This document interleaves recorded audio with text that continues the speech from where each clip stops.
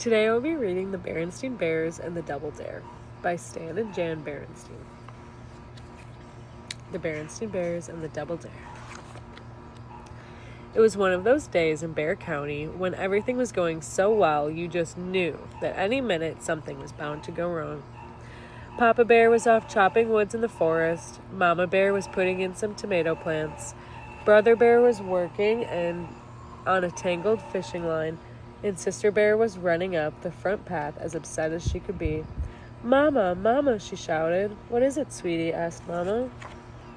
They took. Sister was so angry she could barely speak. "Calm down, dear," said Mama, "and tell us what happened." "Some big cubs at the playground took my jump rope and won't give it back," said Sister. Mama wanted to hear more, but Brother had heard quite enough. He just knew it was those troublemakers, Too Tall Grizzly and his gang, bothering smaller cubs again.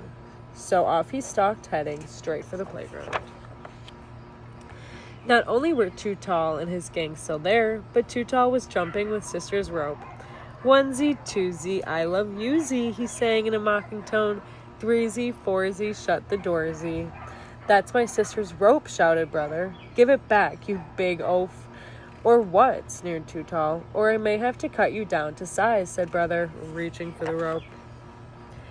"Go ahead and try it," said Too Tall, keeping the rope away from Brother with one hand and holding him off with the other. "You know what they say. Yuck, yuck, yuck," he added, chuckling at his own joke. "Half an oaf is better than none." When the gang joined in the laughter, Brother got angrier. He forgot about the rope and began swinging wildly at Too Tall.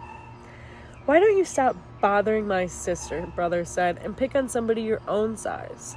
"Why don't you pick on somebody your own size?" said Too Tall, grinning. "And anyways, here's your sister's dopey rope back." "Huh?" said Brother, more than a little confused. "Well, thanks, I guess. I'll be going now. See ya." "Hey, wait a minute," called Too Tall. "I might be able to use a cub like you. You've got moxie." "Moxie?" said Brother. "Yeah, spunk, nerve, moxie." He put a big arm around Brother's shoulders. "Why don't you come with us and have a little fun?" The rest of the gang gathered around, and Brother said, "I really don't think I better be go."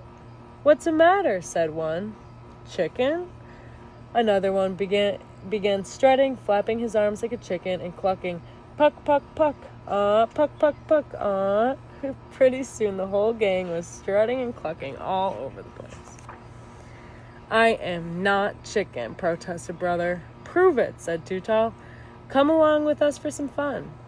Brother was a little nervous about joining the gang, but he certainly didn't want them to think he was chicken, so when they scampered off into the woods, he followed. He got more and more nervous as they led him along the dangerous old quarry path, across Roaring Creek, and past the spooky old tree. After a few more twists and turns, Too Tall signaled to stop. When Brother saw where they were, he was surprised and pleased. "Hey," he said, "this is Farmer Ben's watermelon patch." "Shh," hissed Too Tall, clapping a hand over his mouth. "You want to spoil our fun?"